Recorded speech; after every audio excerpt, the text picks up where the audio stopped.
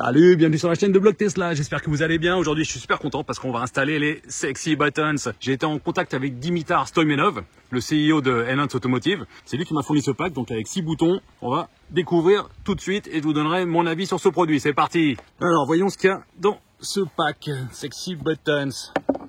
On retrouve les boutons en eux-mêmes. Donc les boutons, c'est des raccourcis en fait. À chaque bouton, vous pouvez associer une fonction. Donc un bouton, voilà, c'est quelque chose qui est comme ça, qui est petit, qui est autocollant, qui est réutilisable. On clique dessus, ça fait pas de bruit en plus, on sent bien qu'on clique, mais ça fait pas de bruit. Vous pouvez associer une fonction sur chaque bouton. C'est une des solutions proposées par Sexy Buttons. La deuxième chose intéressante, c'est que vous pouvez installer une application type tableau de bord, sur laquelle vous verrez la puissance de la voiture, la vitesse, le niveau de charge, la puissance du moteur avant-arrière, la régénération. Et troisième fonction, vous pouvez télécharger des applications comme par exemple SkyMa Tesla. SkyMa Tesla, c'est compatible avec le dongle qui est fourni dans les Sexy Buttons. Et avec ça, vous saurez tout sur votre batterie, sur les moteurs, sur la puissance, la température et énormément de choses en plus. Ici, il donne quelques exemples de ce qu'on peut contrôler avec les Sexy Buttons. Ouvrir la boîte à gants, changer le mode entre le mode sport et le mode normal, changer le niveau de freinage régénératif, contrôler la musique, ouvrir ou fermer le port de charge, fermer ou ouvrir les rétroviseurs. Donc des raccourcis assez sympas et il y en a énormément d'autres. Là, c'est quelques exemples. Je crois qu'on peut même activer l'autopilote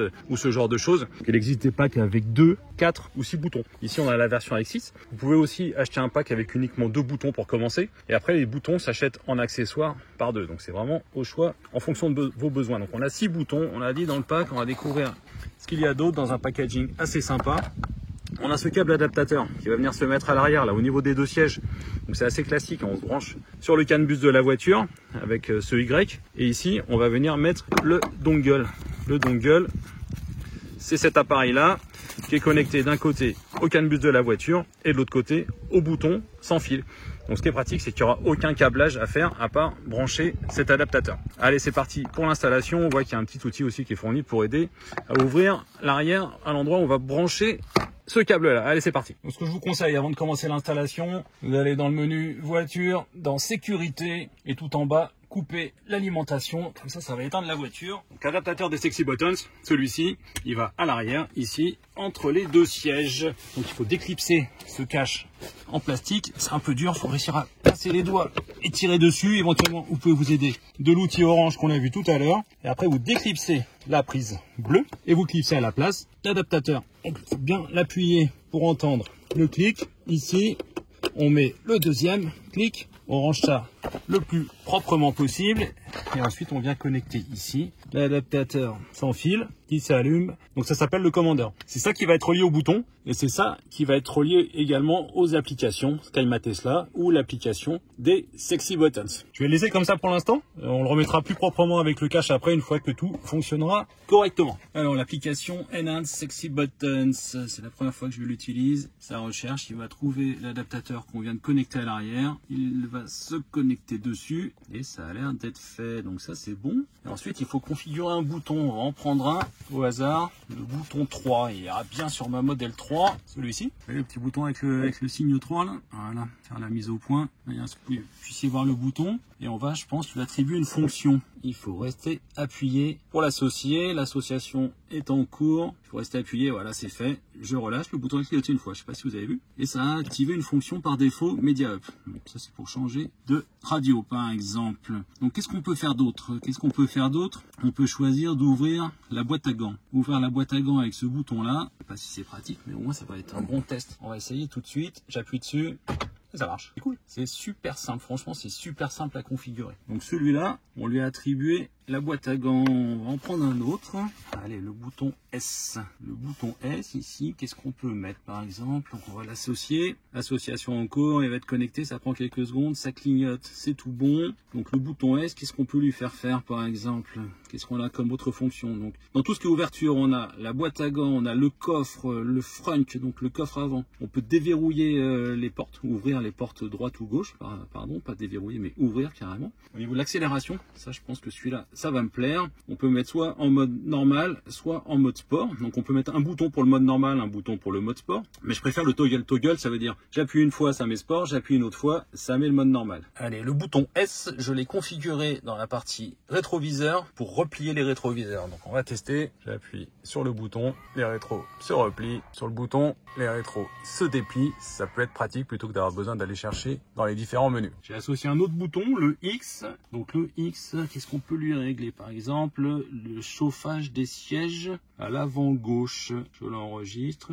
Something non, ça, il veut pas. Je sais qu'il y a une mise à jour à faire aussi. Peut-être pour ça. Climat control, qu'est-ce qu'on a dans le climat control? On peut régler la vitesse du ventilateur, plus ou moins. Ça, c'est pas mal. Le mettre au max, activer le volant chauffant, par exemple, ou le dégivrage. On doit pouvoir commander également les essuie-glaces, qu'ils aillent plus ou moins vite. Il y a vraiment plein de choses. Vous pouvez soit les éteindre, soit augmenter la vitesse, soit ralentir la vitesse, soit régler une vitesse précise. On peut, alors les clignotants, franchement, je vois pas trop l'intérêt. On peut activer, désactiver les pleins phares. Bon, pourquoi pas, il y a des fonctions sur le yoke aussi pour les futurs modèles S et modèles X. Hazard Light. Hazard Light, c'est les feux de détresse en français. Donc si j'appuie dessus, vous l'entendez, ils se sont activés. Il me dit qu'il y a une mise à jour à faire. C'est pour ça que toutes les fonctions sont pas disponibles. On les fera après. Si je réappuie, ça s'éteint. Franchement, c'est pas mal parce que le bouton est pas toujours facile à trouver. Allez, on va appuyer sur un bouton Y pour associer un autre bouton. Et on va regarder encore les différentes fonctions. Mais maintenant, vous avez compris le principe. En fait, on choisit ce sur quoi on veut agir et après, on choisit ce que doit faire le bouton. Donc là, c'est par exemple pour déverrouiller les portières à l'arrière. On a un tas d'autres trucs.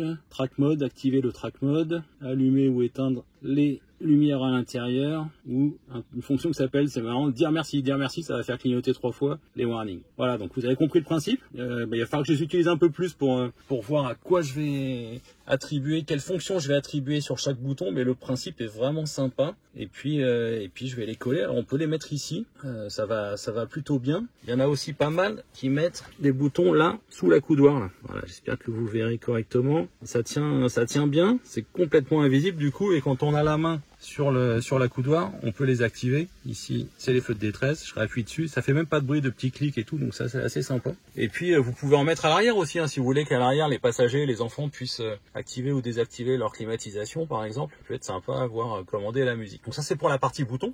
Je vais pas tester la partie Scan My Tesla parce que j'ai pas encore installé l'application. Maintenant, on va regarder la fonction tableau de bord. Donc le tableau de bord, c'est cette partie-là. Quand vous cliquez dessus, ça se met en format paysage. Et voilà ce à quoi vous avez accès. Donc on voit sur la gauche la puissance, on voit ici 56% de batterie, 267 km, qu'on est garé, merci, j'étais au courant, et à droite c'est la partie puissance des moteurs, le moteur avant, le moteur arrière, en accélération ou en freinage, avec la partie régénération. Tout simplement, si je me mets en drive et que j'avance un tout petit peu, donc cette partie-là, je pense que c'est le pourcentage d'énergie qu'on utilise. Là, on est à même pas 10%, on avance tout doucement, et si on accélère un tout petit peu plus, et on voit sur la droite la partie moteur, avec le freinage régénératif. Hop, pareil, en marche arrière, il me dit bien que je suis en marche arrière. On va reculer doucement. Voilà, on testera en roulant un petit peu juste après. On va vous montrer ce que ça donne quand on roule, mais je trouve ça assez pratique. Je sais qu'il y a d'autres options. On peut afficher des informations en plus, hein, pour les plus technophiles d'entre vous. On peut afficher en kilomètres ou en miles, on va laisser en kilomètres. On peut l'afficher directement au démarrage de l'application. Franks Mode, je sais pas ce que c'est. Lock Phone, Shutdown App. On peut afficher la capacité de la batterie, des infos sur les cellules de la batterie, la température et la puissance. Donc tout ça, ça vient se mettre sur le côté. Ça vient se mettre ici. Donc là, ça n'a pas encore lu les infos, mais ça va le faire. Et on voit du coup la batterie, la température des batteries, des différentes cellules, la température des stators du moteur et maximum discharge, donc ça va être la puissance maximale de votre voiture, et maximum regen, c'est le freinage régénératif. Je regarde la partie ici, là où on voit que les essuie-glaces sont off. Si je les active avec le commodo, je vais le remettre sur 1 auto, non là ça change pas, donc je sais pas ce que c'est ou si on doit agir dessus. Et pareil pour la partie ventilation. Et ben voilà, on a fini l'installation de ces sexy buttons. Moi, je trouve ça très sympa. Ce que j'aime bien, c'est que non seulement on peut personnaliser les fonctions de chacun des boutons, en plus, on a un tableau de bord avec l'application qui est fournie avec, qui est quand même très très complet. Hein. Si vous voulez en savoir un peu plus que le peu d'informations que fournit Tesla, c'est pas mal. Et en plus de ça, pour les plus geeks d'entre vous, c'est compatible avec l'application Scan My Tesla et avec d'autres applications sur iPhone ou sur Android.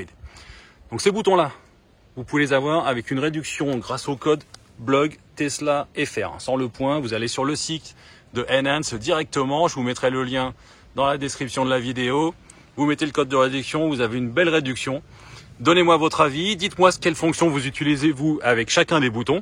Et puis à bientôt pour d'autres vidéos. Salut!